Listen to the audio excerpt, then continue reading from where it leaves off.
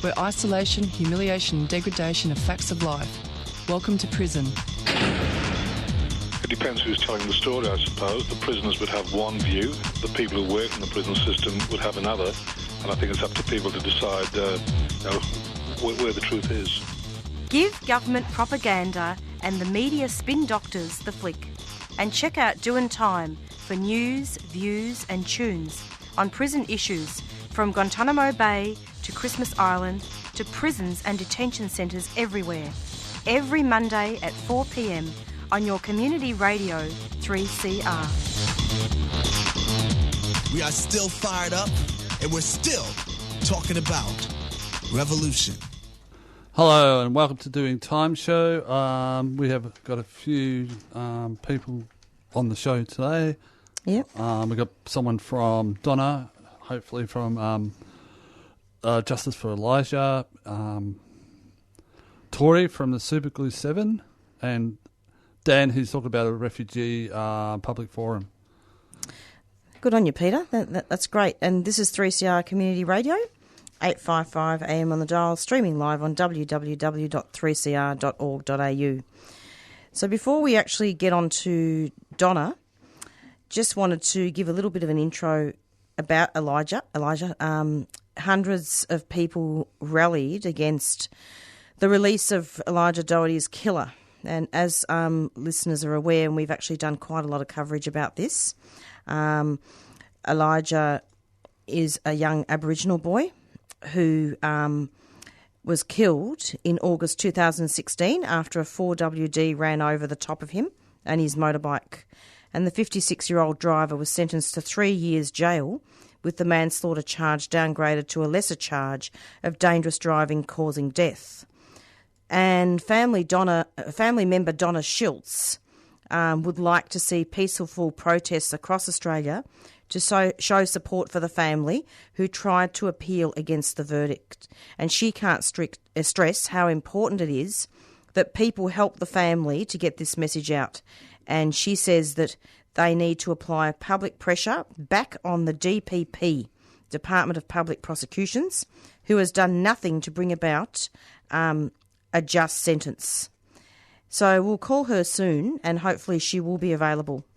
Yep, we'll just go to an announcement. Oh, no, we'll go to a song.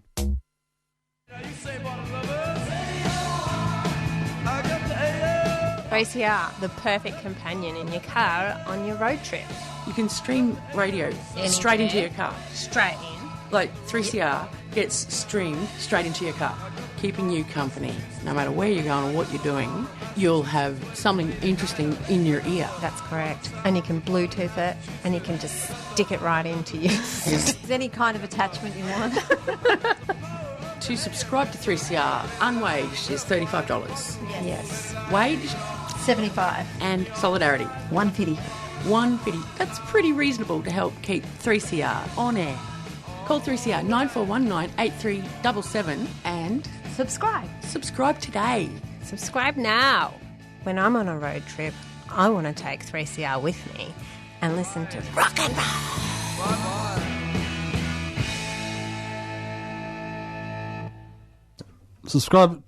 Subscriber drive is still over, but it's still not late to subscribe. Absolutely. I think it finishes at the end of the month.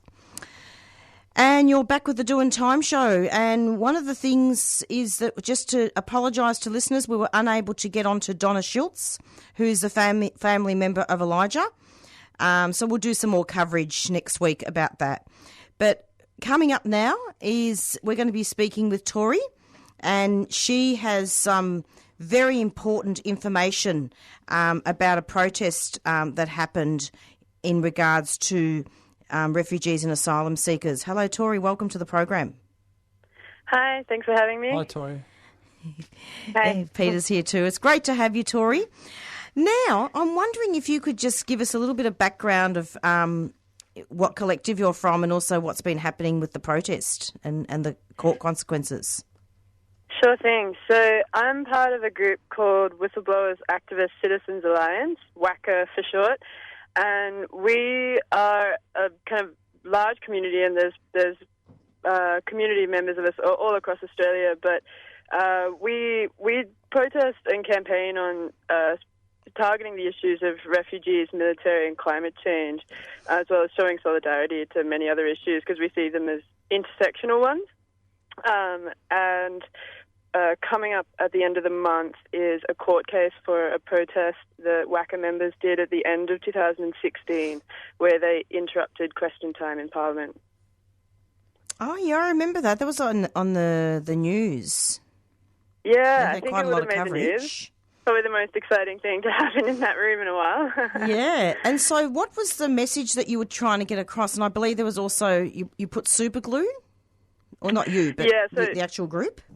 Yeah, the people that went in. So what the decision was that because they were talking about refugees and the refugee policy in Australia, and they decided that if the politicians won't come to us, we'll go to them. And so they went into the public gallery and superglued their hands to the banister and did what's called a human mic, where one person says the sentence and then everyone echoes it to amplify the message. And it was really just about needing to talk to these politicians about the crimes that they are committing against innocent people in keeping people in onshore and offshore detention, and that, they, like, one thing we say is that they need to stop playing politics with people's lives because their policies, their bipartisan policies, are responsible for death, abuse, torture and suffering of refugees.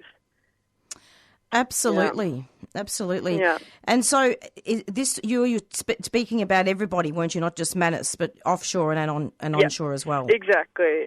I mean, just last week, a Tamil asylum seeker was deported along with several others back to Sri Lanka. And particularly there have been Tamil refugees that have been in onshore detention for up to and over 8 years now, which is just obscene. And, this dogmatism about the success of stopping the boats ignores and invisibilizes all of these inhumane conditions that people continue to live in. I just couldn't stand it, particularly with the government being in power now, where they're saying, oh, yes, we're stopping the boats. What's that achieving? What's that proving? Exactly. It's proving nothing. It's proving that they have to have this kind of, manic attention to the sovereignty of their borders, which is, of course, completely false when you look at the perspective that this is a colonial state. But if they just stick to that, they can't afford to admit that they were actually wrong, that they have actually committed crimes, and that they can't afford to be accountable for all of the injustices that they've committed. So they have to just distract everyone with this, ridiculous policy. So to set the scene, so what parliament was it, Tori? It was the National Parliament in Canberra. Oh. I guess the Federal Parliament, yeah, the big one. And what were the charges? So the charge is the willful intention to damage Commonwealth property. And the people that are facing these charges maintain their innocence and, would rather actually just talk about the issues for why they went in and did what they did. But I think that my personal opinion is that the government are just trying to scare people off from standing up and speaking out against these issues. Yeah, well, they've certainly got blood on their hands, that's for sure. Yeah, and absolutely. When is the court case? Because it'd be great if we could actually suggest to listeners that they actually rock up and support the protesters in court. Yeah, that would be amazing. And hey, wouldn't it be cool if more people went and interrupted question time while people were facing charges for that very thing? It's happening in the last week of March, right before the Easter break. Okay. Yeah. It'll be at the Supreme Court in Canberra, yeah. And if people want to do...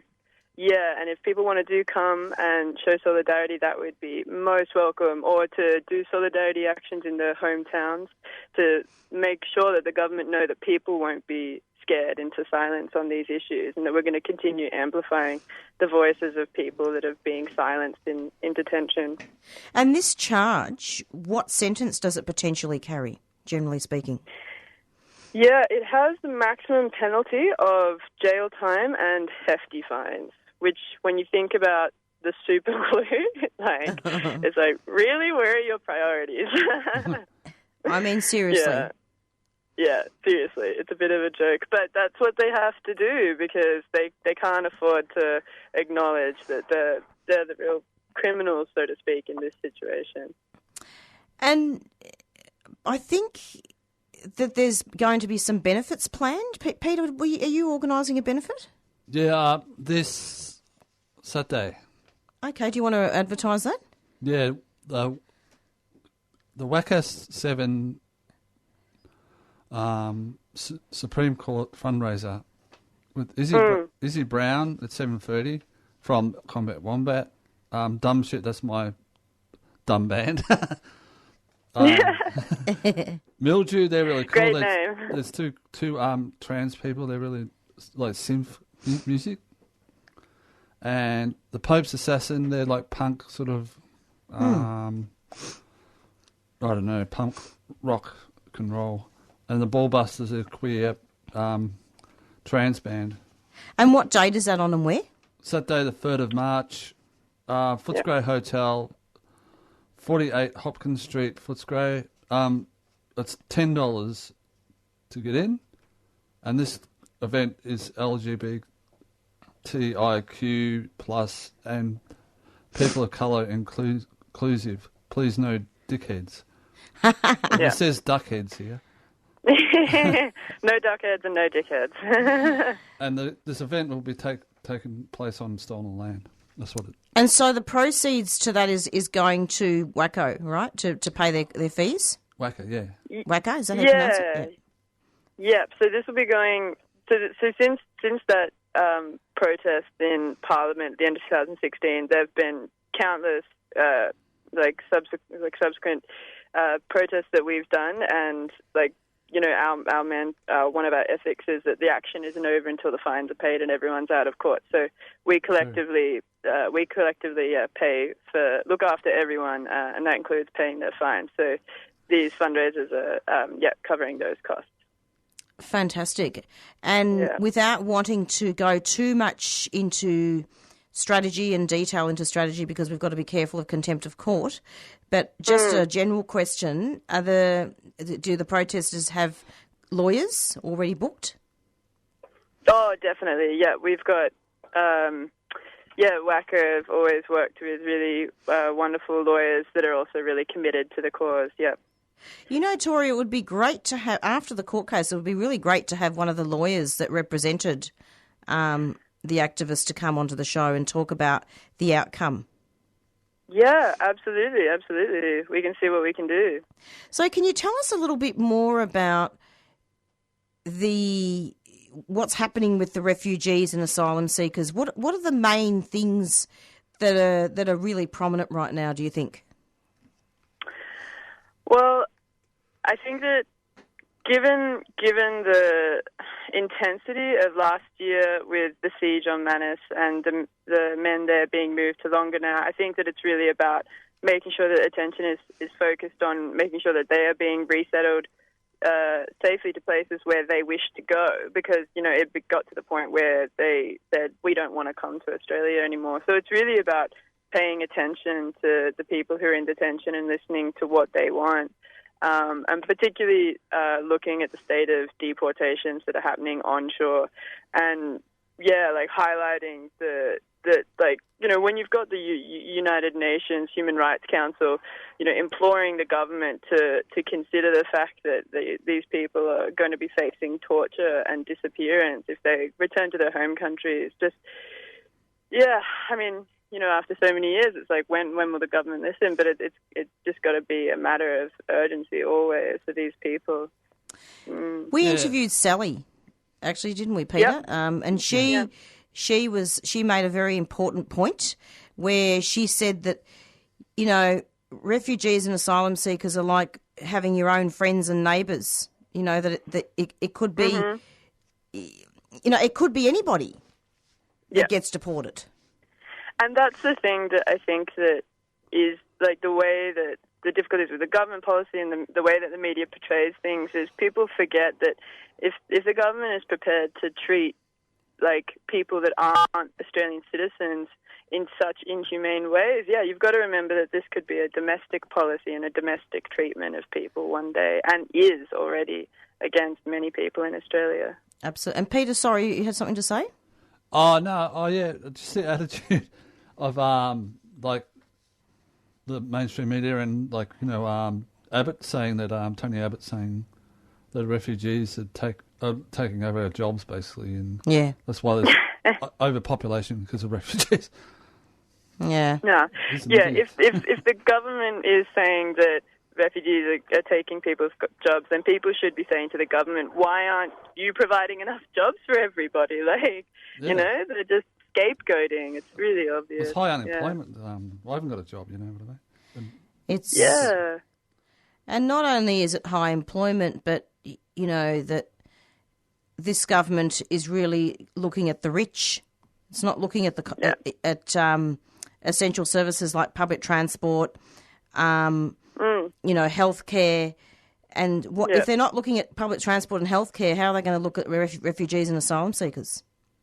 Exactly. And imagine if, I don't know the figures, but the the amount that it costs to keep people in offshore detention. And, like, imagine in this some kind of utopia where that money was able to be spent on resettlement and, going into public things like healthcare and education. Wild. It is. And it's instead of locking people up, you know, let's do some innovative programs. Let's make some good policies. I mean... Yeah. And I think what I find really interesting, and we're going to be speaking with Dan very soon after you, Tori. Apparently there's going to be a public forum happening about Manus Island. And so this radio show has basically turned into a special broadcast for refugees, and that's a good thing. But, you know, I find it interesting that, you know, in detention with refugees, you never serve your time. See, when you go to prison, you have a prison sentence, it ends. You can even go on parole early. The murderers and the rapists, you know, they even finish their sentences, and the pedophiles. You know, I'm just saying, you know. Yeah, I know what you mean. You know, although, I mean, I don't believe... I mean, it's about locking up the poor anyway with prison. There's a lot of over-representation of Aboriginal people. But I think what I'm trying to say is they all serve their sentences, don't they? And in detention, what happens? It's indefinite. It's endless. And the psychological warfare against people that have literally done nothing wrong. Absolutely. And I think, and particularly when you consider the long-term element of climate change is that, like, mass migration and being a refugee is only going to become a bigger and bigger issue. And so, like, our government, if I could, you know, speak to our government right now, I would say, don't you realize things are only going to get worse? And if you have this kind of violent policy, like, what are you trying to predict for the future, you know? Absolutely. But there's so many things that are being used as distractions now. Yeah. Oh, yeah, that's true. Like... It's so... The media is so insular. Like, I can't handle it. I can't handle putting the TV on at the moment. Yeah, it's too painful. It's approximately Yeah, go on. Yeah, which is why we at waca understand that we have to, and like everyone has to, use the opportunity to navigate the media along the right path. Because if you are tactical and if you get that right moment, you can set the discussion for the week, and you can force people that are trying to distract everyone to talk about the proper issues. Absolutely. Yeah. That's why we do direct action. Yeah. That's right. It's about 4:22, and we're speaking with Tori, and you're listening to an interview with Tori. I actually nearly forgot I was on air. This discussion's quite interesting, isn't it? Just having a good chat, yeah. Well, it's good to have a chat, and I think, look, the Doing Time show is traditionally a show where, yes, we do formal interviews, yes, we do have a lot of lawyers in, but we also have activists in such as yourself. And, you know, sometimes interviews can become very informal, and we make it our business to provide a safe environment for people to come in here or to speak on the phone who are deprived of a voice. That's so important. It really is important. Are there any other final comments you want to make, Tori? Well, I'd obviously thank you for having a chat with me about these things. I guess I'd just like to encourage everyone to participate in these kind of discussions and step up in whatever way they feel possible. Whether even I know some people feel like they can't speak because they work for the enemy or whatever, those kind of things, but it's something that's not going to go away until people in power really, really realize that we're going to keep disrupting until they actually act with some semblance of humanity, and that we are going to continue seeking justice for the people that they are trying to silence. Yeah, I know what you mean. Yeah. It's like my boss at work, he said, well, what are you doing today? And I said, I'm just going to visit some refugees. And then he said, those bastards. And I said, they're all right. At least I, said they're all right, you know what I mean? It's silencing myself and saying, I won't say it again. That's really shocking. Yeah. That's shocking, isn't it? And it's really scary how commonplace those perspectives are. Yeah. It is scary. I mean, the examples could go on and on. I've even had people saying that,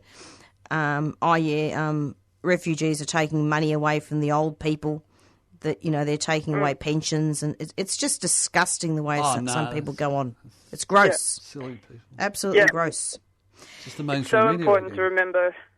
Yeah, and it's so important to remember who is responsible for those kind of arguments. And Correct. it's not the old people, and it's not the unemployed. It's the government. Yeah. That's exactly right. And I think what we also need to remember, I'm not sure what you think of this, Tori, but is that with court cases, what the government is doing, and what the police are doing, is they're wanting to slow down the work. They're wanting to slow people down. Mm-hmm. That's why all these petty court cases are happening, petty charges, because they don't want people to speak out. And this is what I say to listeners: keep up the good work and don't let anybody slow you down. Absolutely. Yeah, and like that, just going back to Abbott again, it's like a nationalist ideals that he's talking. Like a lot of nationalists say that stuff about too many refugees taking over jobs and. Yeah, which is just completely ignoring the history of Australia. Yeah, and look at the I always argue about infrastructure, and you can house a lot of people if you have the right infrastructure, and you know what I mean? Exactly. Mm-hmm. Yeah. Oh, don't talk to me about infrastructure. We'll be here all night. Tori, thank you so much for coming onto the program, and hopefully listeners can rock up to that benefit on Saturday in Footscray. Footscray Hotel, 48 Hopkins Street. To raise money for the activists. And it starts at 7. It starts at 7. Okay. So we'll be having you back, I'm sure, Tori, for future updates. Thanks so much. Absolutely. Thank you. Thank you. Bye. Bye-bye. Bye. And that was Tori from waca. A very prominent and important activist collective that have done numerous protests and a lot of work in regards to refugees and asylum seekers. And every group is different. And this particular group does a lot of grassroots stuff, which is really important. And we'll just go to a track, Black and Deadly by Last Connection. And you're back with the Doing Time Show, and we're going to be speaking next with Dan from Solidarity, who's very kindly agreed to come onto the show, the Doing Time Show. Hello, Dan. Welcome to the program. Hi, how you going? Hi, Dan. Yeah, Peter's here too. It's lovely to have you. Now, Dan, I'm wondering if you could just talk to listeners about Solidarity and then talk about the public meeting that's coming up. Yeah, I'm from Solidarity. We're a revolutionary socialist organisation working right now to build up our power as individuals and as collectives to make change. And our main one of our main focuses at the moment is in the refugee movement and how we fight to get the refugees to be brought to Australia where their safety can be guaranteed. So yeah, we have a public meeting on this Thursday at 6 p.m. and it is. We're talking a bit of a story about Manus Island in particular, and another side to I think what people hear a lot. I think people forget Australia's particular control that we have over Manus Island in particular and Nauru. A lot of people don't know, for example, that we maintained explicit colonial control over Manus Island until 1975 when they gained formal independence. And it's through some of these ways that Australia is able to have basically complete control over what happens on Manus Island, and similarly on Nauru. The reality since independence has been far from it. Really, it's been that Australia continues to exert control in a number of ways.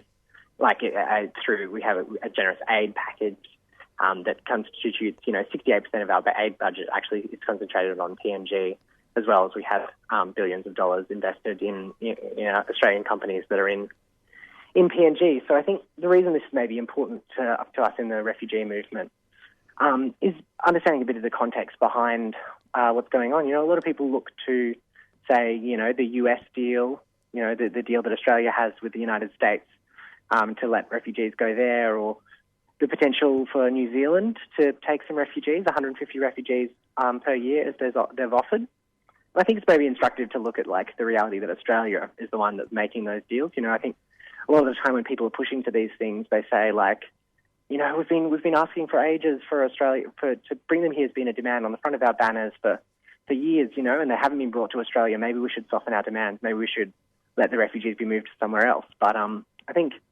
the reason it's really important for us to continue to say bring them here is because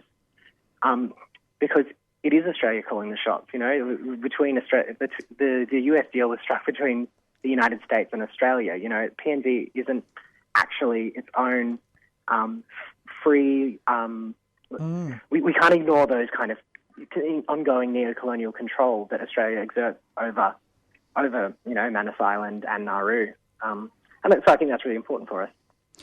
It's pretty interesting what you're talking about, the historical aspect of it, Dan. You were talking before about the Australian companies investing in PNG. Can you just explain a little bit more about that? How is that tied into this? Well, the companies of today.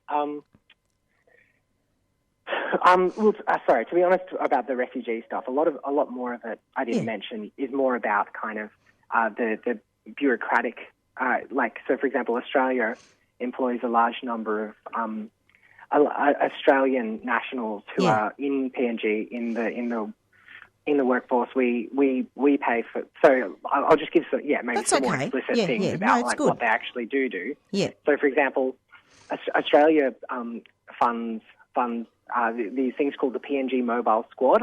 People might have heard of this, but these brutal squads they are the ones who were used to blockade the Manus detention centre last year. Yes. They also kind of terrorise locals, and there's been numerous instances of kind of beatings and rape, and it's been really awful. They rope around in these big trucks that are actually paid for by the Australian by Australia.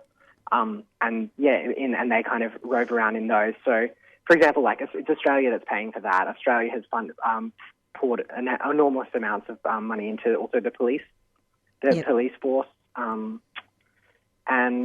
We also we help. There's a lot of So one of the ways is by funding, particularly military funding and donating. One of the ways is through corruption, which Australia I think exacerbates. Continually on the island. So, for example, MPs, MPs in PNG are granted these. They're called electorate development funds, and they get to spend that on whatever they wish. And there's been problems with that because the MPs typically they don't account for where they actually spend them, and it gives them this control over these multi-million-dollar funds. And so this is one of the ways that Australian kind of influence, because that money, a lot of it comes through Australia. It's one of the ways that we're involved there. So basically, what you're leading up to then, and correct me if I'm wrong here, is that over the years, what's been happening is that the refugees and asylum seekers have been placed into PNG as part of that terrible, atrocious deal, and they weren't even safe there, and they weren't even getting proper essential services, and now they've been kicked out and shuttled everywhere. It's a mess. It's an absolute mess. Yeah, it's atrocious what's happened. I think it is ridiculous. I don't know if people I can give maybe a bit of an update about what's been happening on the island since.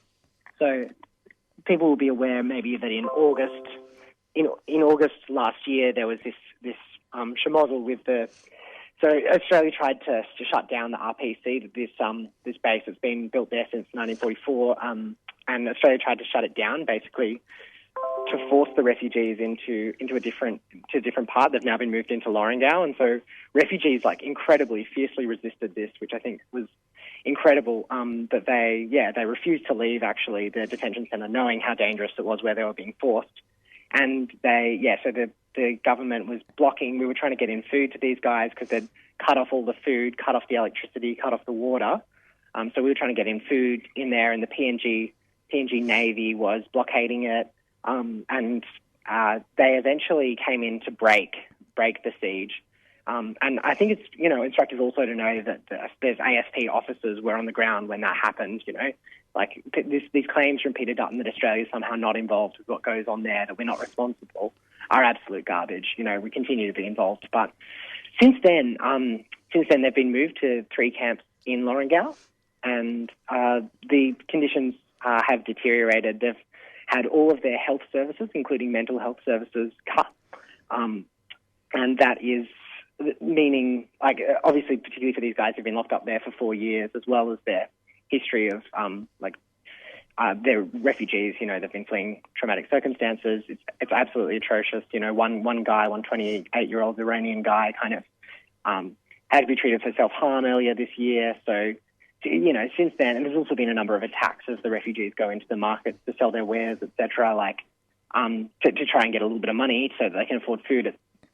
So they've been attacked there by locals because the locals don't want them there. The history of underdevelopment, it means that conditions are awful and they don't want them there. But interestingly, we've also seen people signing a petition to have Australia take responsibility for the refugees. So I think which is a hopeful direction, but.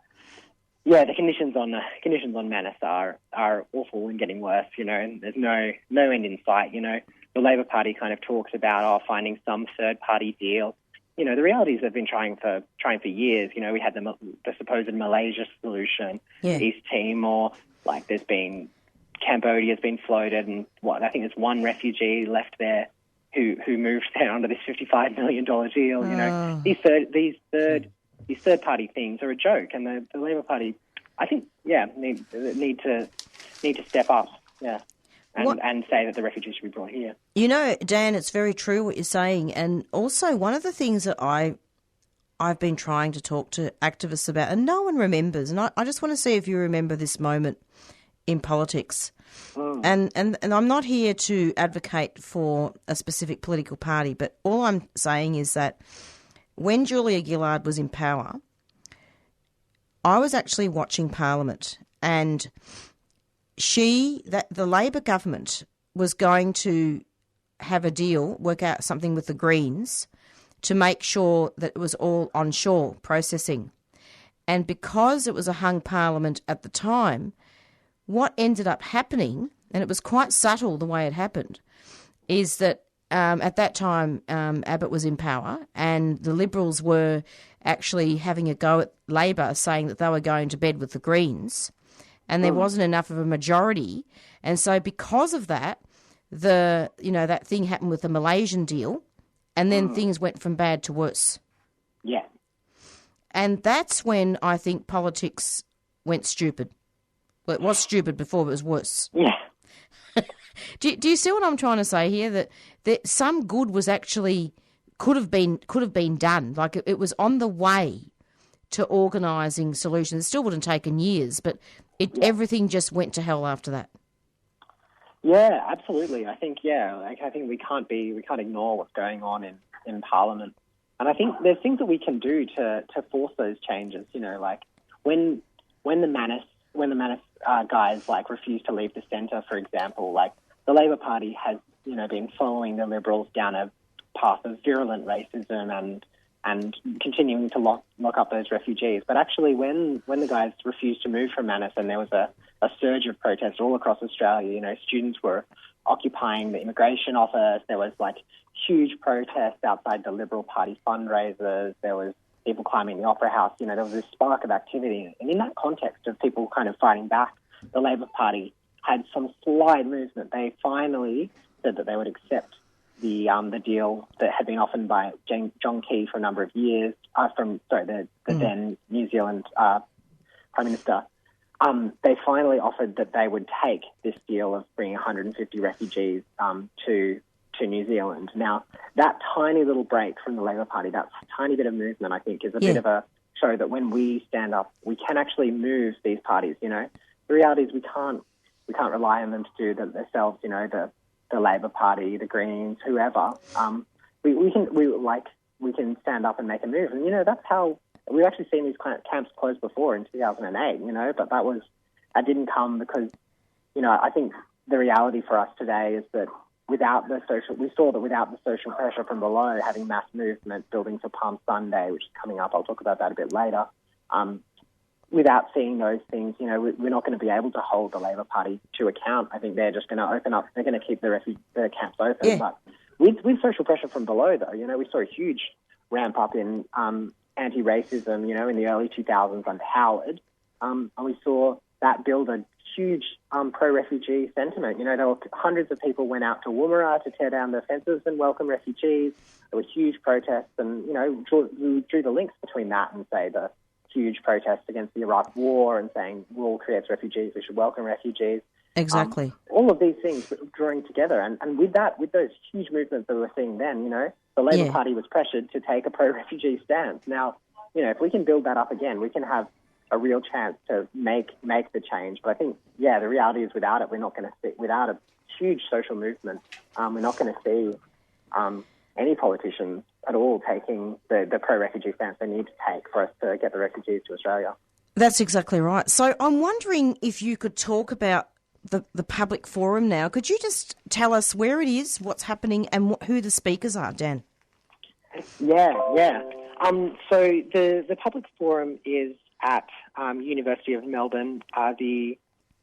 It will be. I'll give you the details in 2 ticks because I need to look up the room number so people can write it down. But it's put on by Solidarity, and we're particularly involved in the refugee movement. The main speaker will be me. I'm a refugee activist, and I've been involved in the movement for a number of years. Yep. I've just finished my thesis on my honours thesis on Australia's border racism. Oh, good. The interrelations between that racism and how the border operates for us. So the event is this Wednesday at 6 p.m. It is at room 208 in the David Caro building at Melbourne University. People can look it up on Facebook, just looking up. It's called Manus Island, Refugees and Australia's Colonial Legacy. So, here what we're going to talk about is a bit of that stuff. I got into it pretty deep early on there. But it was good. Yeah. A bit about that kind of ongoing colonial and neo-colonialism that exists on Manus Island and how it is that Australia is able to. So you're going to be speaking? What's going on?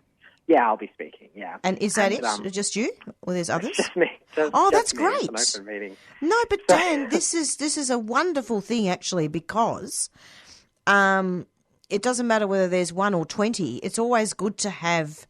Honestly, you've actually gone in very deep, as you said. It's a good thing. Yeah, and I'll go into a bit deeper about the brutality of that colonial history, and I'll talk a bit about the specific measures, aid measures, and there's a bunch of awful stuff around Howard's threats Howard made threats in 2003 that was able to get force a whole bunch of Australian diplomats into the PNG public service and maintain control there.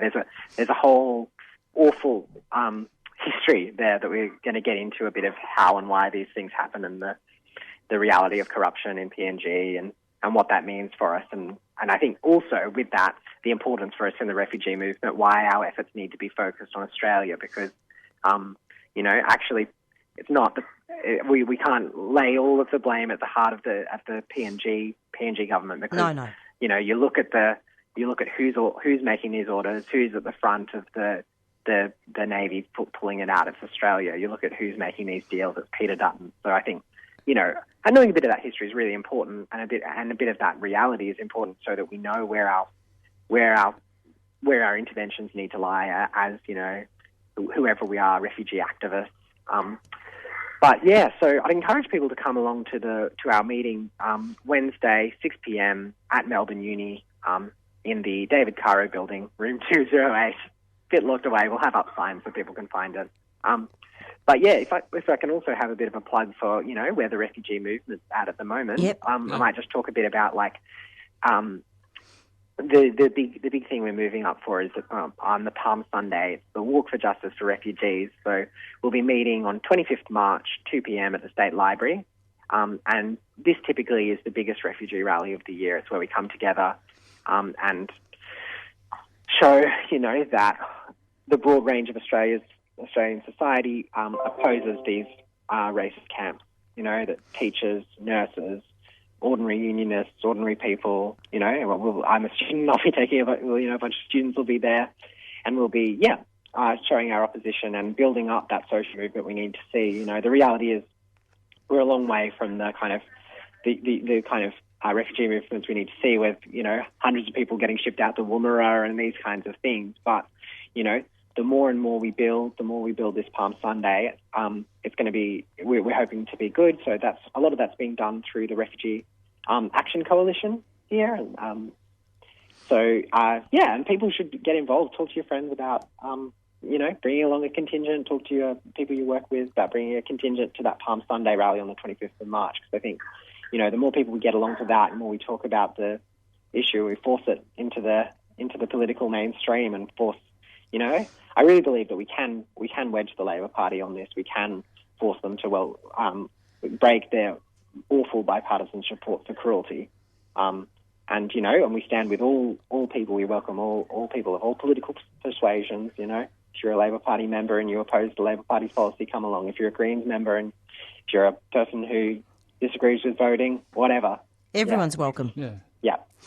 And in fact, you're talking about bipartisan support for cruelty and breaking that bipartisan support. I don't know if you recall, but the Doing Time show actually recorded a meeting that was hosted by the Refugee Action Collective that talked about just that, and they had people from the Labor Party actually in there. Yes, yeah, exactly. And I think that's the reality. We need to, I think there are a lot of good people who are maybe in the Labor Party for whatever reason, wherever they might be, who actually disagree with the corrupt with the leadership who've made this decision on electoralist grounds, or because they think it's kind of electorally it's not feasible to oppose refugees or whatever it might be. I think there are ordinary people who can see that is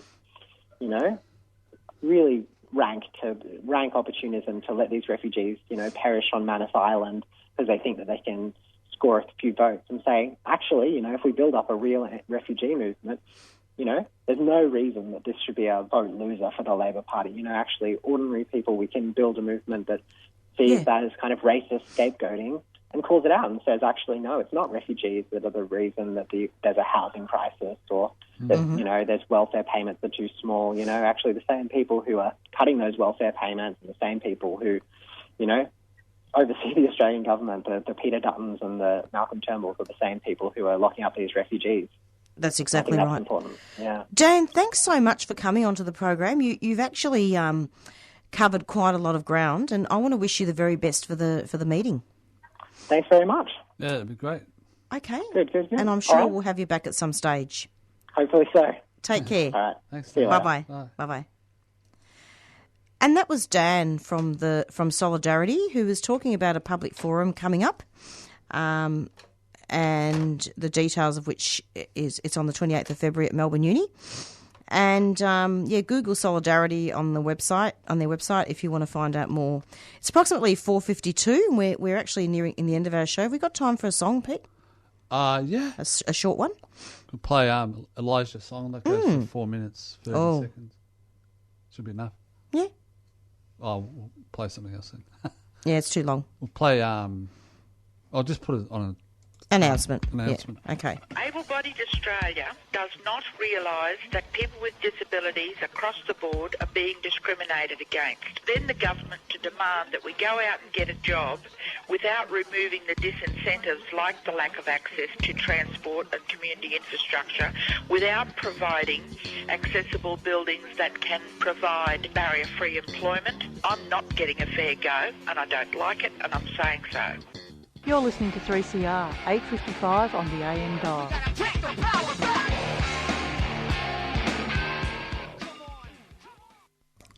I'll just put on a song for you, Marissa. Me? Yeah.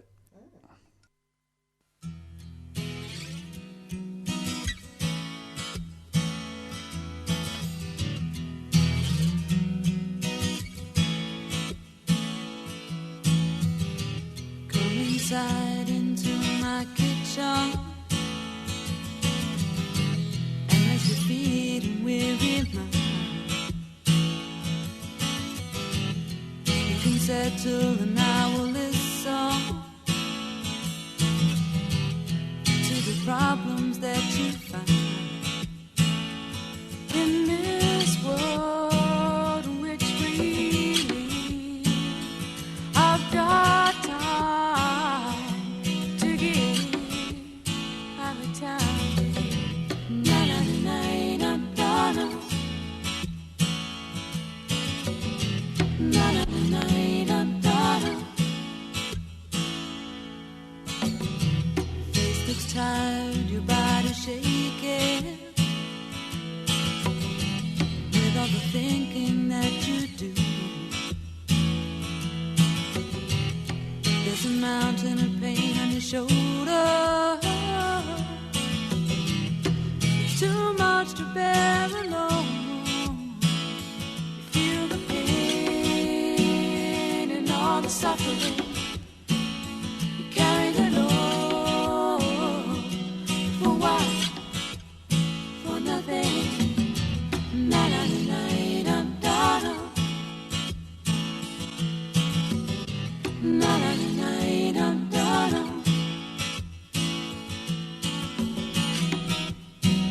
Get out of your head and into this world. Can't solve the problems, no, at least not on your own. Not on your own.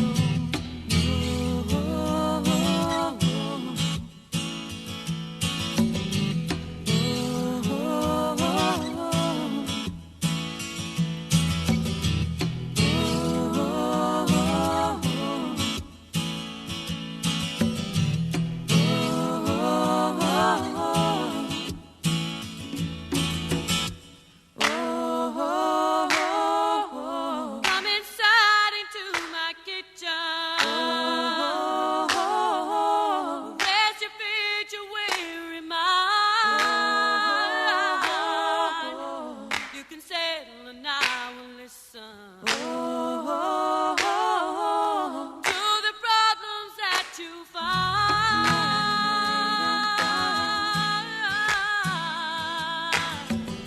Na-na-na-na-na-na. To the problems that you find.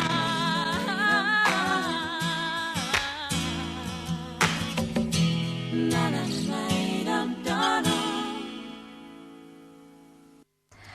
And you're back with the Doing Time Show, and that was one of my favourite songs. Thanks, Peter. From Titters, Come Inside. What is it? Inside my kitchen. Inside My Kitchen. They used to play live everywhere, all over Melbourne, all over Queensland. It was just amazing. Anyway, we're nearing the end of our show. Thanks so much to our guests. Thank you very much to Tori, and thank you also to Dan for doing some very valuable contributions to the show. Not sure what happened with Donna Schultz, who's a family member of Elijah, but I'm sure that we'll catch up with her at some stage, and I'm hoping in the next couple of weeks to organise an interview about him one way or another. Ah, And what time is it, Peter? we better Get out of here. We got to get out of here soon. Beyond Zero is up next. We're going out with our theme song now, Black Fella, White Fella from the Rumpy Band. See you next Monday at the same time, every Monday from 4 till 5 for the Doing Time show. Bye.